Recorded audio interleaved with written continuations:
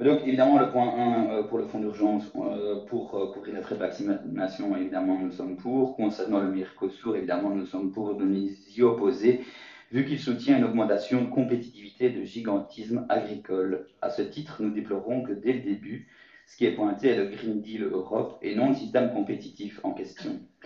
Nous souhaitons une véritable protection de nos agriculteurs. On leur a imposé le recours à des pesticides et à des systèmes de production toujours plus intensifs. Ceci a amené à une dégradation des sols, mais surtout à des problèmes de santé chez les agriculteurs en contact direct avec ces produits chimiques et, in fine, des problèmes de santé dans la population. Nous souhaitons qu'à tous les niveaux de pouvoir, européen, fédéral, régional et communal, des dispositifs soient mis en place afin de soutenir la transition environnementale des fermes.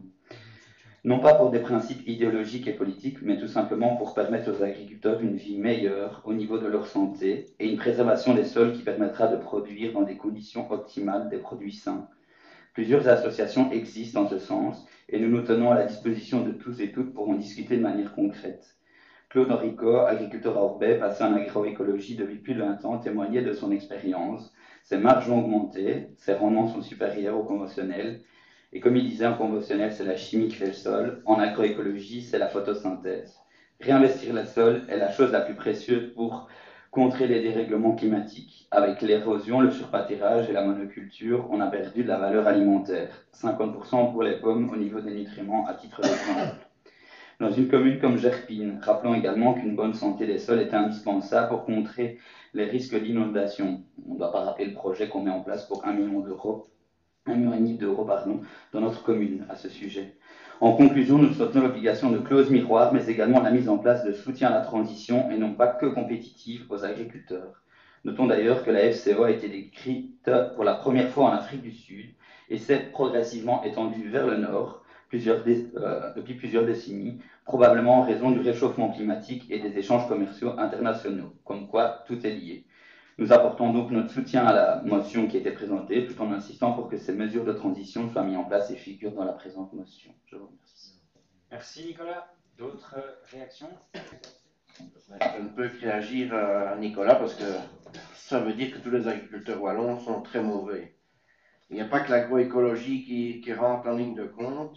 Pensez bien qu'on est l'agriculture dictée par la loi de la politique agricole européenne, autrement dit la PAC, et que nous devons, chaque État a le droit de l'amender comme il a envie.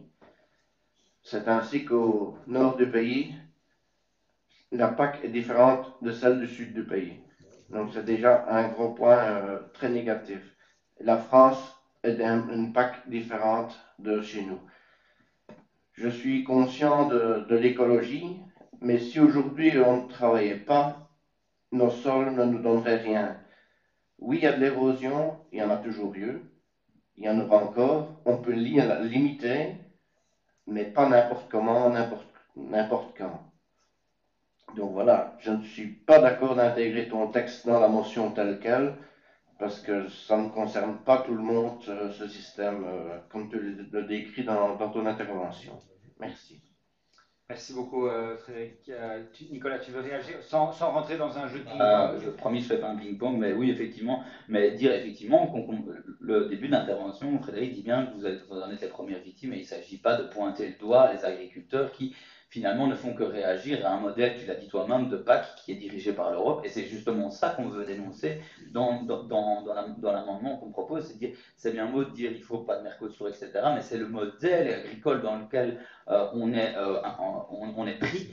Tu étais là avec moi à la conférence des agriculteurs qui se plaignaient de ces systèmes libre-échangistes qui obligent notre agriculture à fonctionner comme ça. Mais je comprends tes réticences à court terme, mais sur du long, c'était plutôt pour essayer de mener une réflexion sur du long terme aussi, parce que ce modèle-là, vous en êtes les premières victimes aussi. Merci Nicolas.